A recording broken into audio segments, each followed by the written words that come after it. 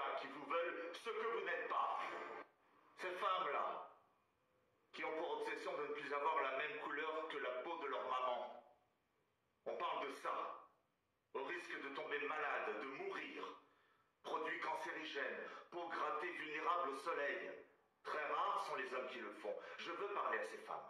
Avez-vous conscience que cette recherche du teint Kpata est un acte purement raciste? Suivre le modèle de la femme claire, Moussouk Bey, femme occidentale et non plus africaine. Ces chachoseuses me disent toutes que c'est à la demande des hommes qu'elles se dépigmentent pour leur plaire.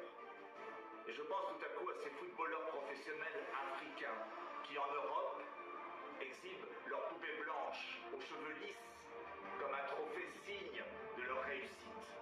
Combien de mes amis ivoiriens, pourtant jeunes, rêvent de marier une blanche? Alors les filles, mes chéries africaines, mes sœurs et mes tantis, écoutez-moi bien. Il est temps de déclarer la guerre à la bêtise et à la laideur. Il est temps de mettre à la poubelle ce qui détruit vos corps et salit votre âme de femme africaine. Devenez ambassadrice de la beauté noire. Fuyez les mensonges des médias et de la publicité. Ne courez pas après les blanches. Et faites taire ces gars qui vous veulent ce que vous n'êtes pas.